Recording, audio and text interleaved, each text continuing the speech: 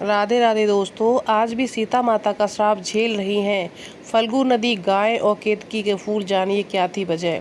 सीता माता ने भगवान राम से कहा, फल्गु नदी की रेत, केतकी के फूल, गाय और बटवृक्ष मेरे द्वारा किए गए श्राद्ध कर्म की गवाही दे सकते हैं, लेकिन फल्गु नदी, गाय और केतकी के फूल तीनों इस बात से मुकर जाते हैं। महर्षि वाल्मीकि द्वारा रचित रामायण सीता माता द्वारा पिंडदान देकर राजा दशरथ की आत्मा को मोक्ष मिलने का संदर्भ आता है।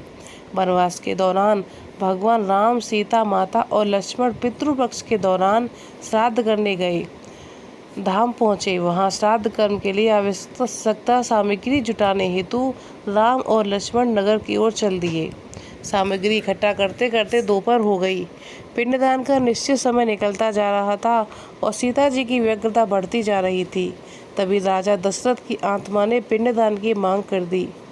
गया जी के आगे फल्गु नदी पर अकेली माता सीता असमंजस में पड़ गई। उन्होंने फल्गु नदी के साथ बटवृक्ष, केतकी के फूल, गाय और को साक्षी मानकर बालू का पिंड बनाकर स्वर्गीय राजा दशरथ के निमित्त पिंडदान दे दिया। थोड़ी देर में भगवान राम और लक्ष्मण लौटे तो उन्होंने कहा, समय निकल जाने के कारण मैंने स्वयं पिंडदान कर दिया। बिना सामग्री के पिंडदान कैसे हो सकता है? इसके लिए राम ने सीता को प्रमाण मांगा। तब सीता जी ने कहा, फल्गु नदी की रेत, केतकी के फूल, गाय और बटवृक्ष और तुलसी और ये पंडित जी मेरे द्वारा किए गए श्राद्ध कर्म की गवाही दे सकते हैं, लेकिन फल्गु नदी, गाय और केतकी के फूल तीनों इस बात से मुकर जाते हैं। सिर्फ बटवृक्ष ने सही बात कही।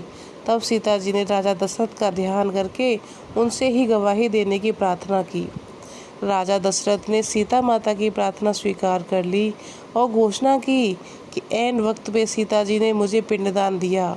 इस पर राम आश्वस्त हुए, लेकिन तीनों गवाहों द्वारा झूठ बोलने पर सीता जी ने उनको क्रोधित होकर श्राप दे दिया। फल्गु नदी जा, तू सिर्फ नाम की नदी रहेगी, तो उसमें पानी नहीं रहेगा। इस कारण फल्गु नदी आज भी गया में सूखी रहती है। गाय को श्राप दिया तो पूज्य होकर भी लोगों का झूठा खाएगी। केतकी के फूल को श्राप दिया, तुझे पूजा में कभी नहीं चढ़ाया जाएगा। तुलसी को भी श्राप दिया कि कहीं भी उगाएगी। इस तरीके से उन्हें सबको श्राप दे दिया। बटवृक्ष को सीता जी का आशीर्वाद मिला, उसे लंबी आयु प्राप्त हुई और वह दूसरों को छाया प्रदान करेगा तथा पतिव्रता स्त्री तेरा स्मरण करके अपने पति की दीर्घायु की कामना करेंगी। यही कारण है कि गाय को झूठा आज भी खाना पड़ता है और केतकी के फूल को पूजा पाठ में वर्जित रखा गया है। फल्गु नदी, सीता कुंड में पानी के अभाव में आज भी सिर्फ बालू या रेत से पिंडदान दिया जाता है।